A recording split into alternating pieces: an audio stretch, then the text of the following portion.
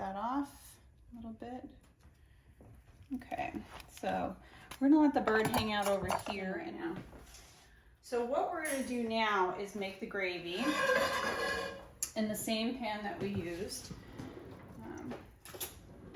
for cooking our chicken, because all of the chicken juice and then the caramelized bits of chicken are gonna help us make that. Before we actually add the milk to this, we're gonna need to cook the flour. So flour is what's gonna thicken this particular gravy.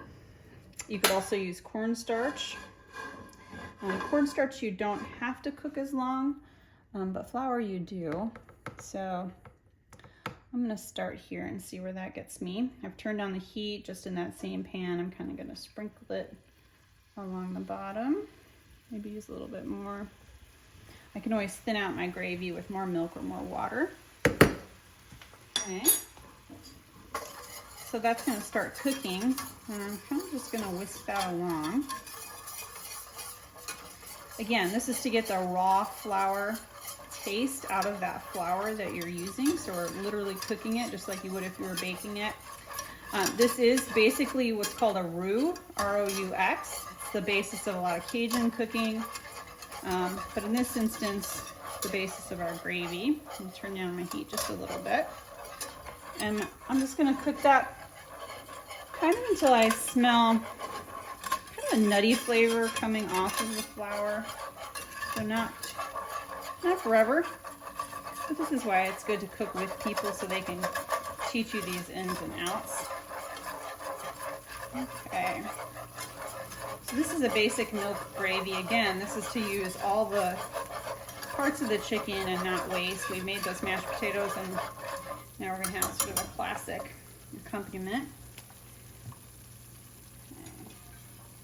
And actually I need to get more milk, so let me pause and do that. All right, so I'm gonna start by pouring in just that first warm dose that I use in the mashed potatoes. Okay, and stir that in. Just trying to incorporate everything in the sides. Mix that in well. You can see it's already starting to thicken, so I know I'm gonna need more milk. So what I'm gonna do is just pour some in. Remember, this is the time when people had a lot of milk and no refrigeration. So ways to use milk were popular. Anything you could do to use up that milk so it didn't spoil was a pretty important cooking skill. As it's sitting here, I'm just gonna stir it. We need it to come up to a boil again before it's gonna thicken. So you see right now it looks pretty loose. And these little flavor chunks that are in there, I'm just gonna try to break those up. We've got like a nice spot over here. I'll tilt my pan, so on and so forth. Grab my salt and pepper, add a little bit of pepper, a little bit of salt.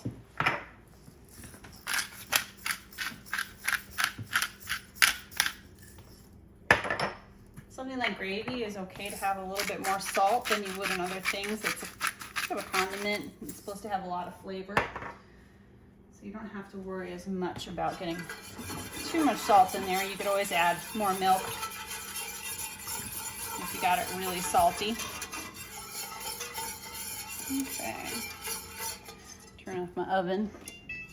It's always easy to forget that. I'm kind of breaking this up.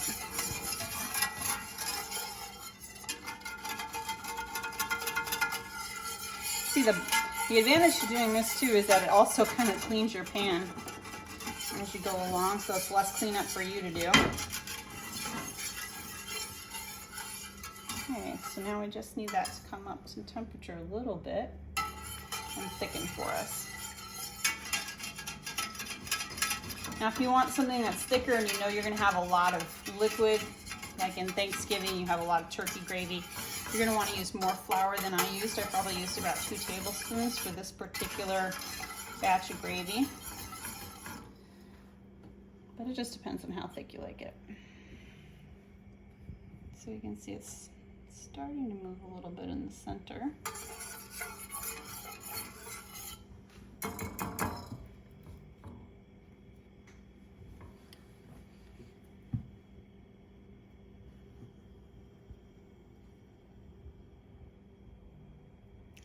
see a little bit of movement right over here, which indicates to me it's starting to simmer on the edge. And remember, boiling is simmering. You can't stir away. So we're not quite at a boil yet because I can just rub that away with a whisk.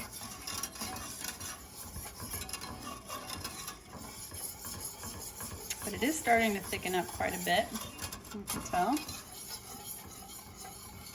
Get a little steam coming off of it. And by the time this comes up to a boil, we might find that it's too thick, that it's thickened too much.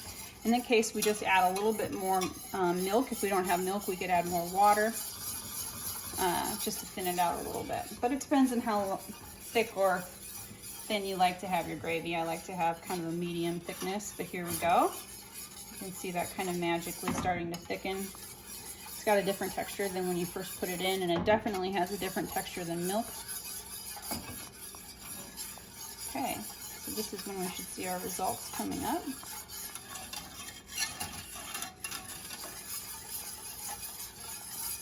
And again, this is when you were cooking your flour is when you could put in a lot of other spices. If you like spices, you wanted to make this spicy, it's a good thing to cook your spices and bring out the flavor a bit. So that's when you would add whatever spice you wanted to make this your own. Okay. There we go. That's pretty good. It's got a boil, kind of a light boil. Maybe simmer into a boil. There we go.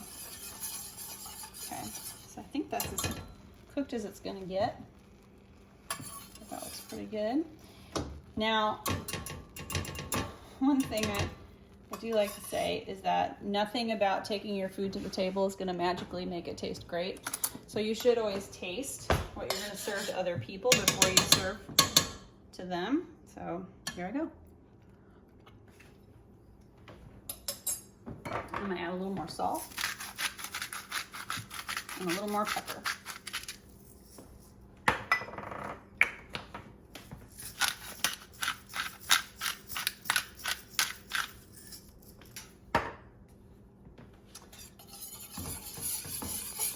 And you'll notice every time I go to grab that pan handle, which I hold every time I stir this pan so it doesn't flip off onto the floor, I'm still using my towel to protect my hand because this was in the oven with the bird, so it's still hot. Okay, so that's done.